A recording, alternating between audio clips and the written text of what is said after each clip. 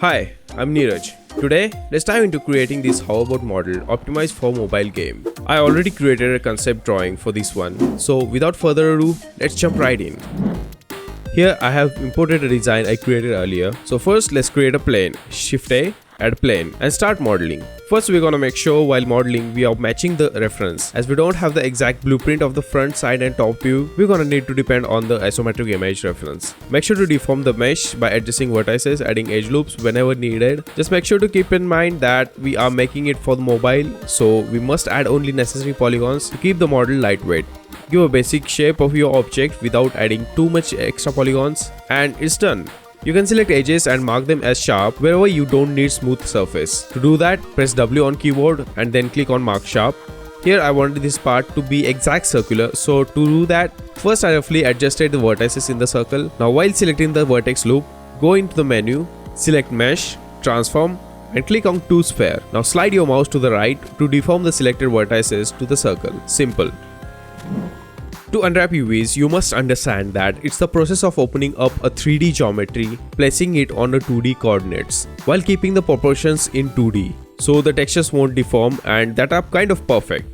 To do that, I decided to separate the metal and the matte finish parts in the UVs. Then I added seams wherever needed in order to separate the metal part. For example, I want to straighten this up, so I added the seams. This way the front bottom part will be separated while the back bottom is still connected, which will cause it to straighten. Now head over to the menus, click UV and select mark seams. Do this for every part of the object, and when we're done, select all faces and click UV, unwrap.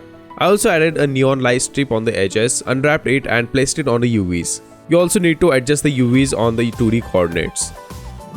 For texturing, I'm gonna go with the Photoshop as we won't be needing too much detail and the normal map. I simply made a couple of selections and colored them with the desired color. I colored everything for diffuse map and emission like orange. For metallic, I just duplicated the metal color and made it pure white, which represents a metalless value of 1, and everything else black representing value 0. If we put everything together in Blender, we can have a good result. But what we're missing is a roughness map. So let's do it.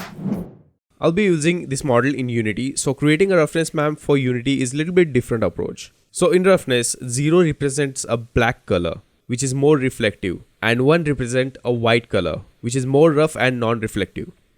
Smoothness is kind of opposite.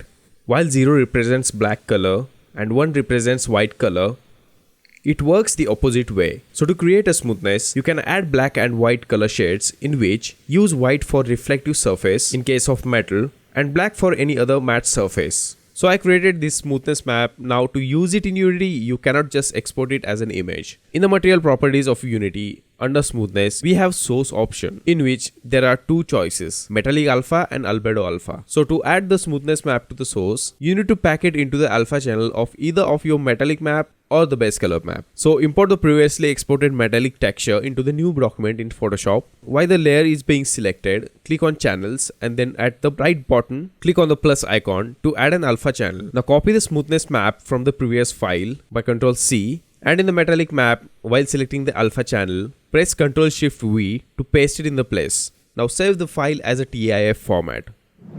So let's export our model from Blender by selecting it and then go to File, Export, select FBX. Make sure to toggle selected objects and export. Drag and drop the exported FBX file into the Unity project folder and do the same for the texture maps. You can create a new material in Unity, but I'm just gonna go and export the material from the FBX file by clicking Export Materials. Drag and drop the diffuse map into the base map, metallic smoothness into the metallic map, and emission into the emission map.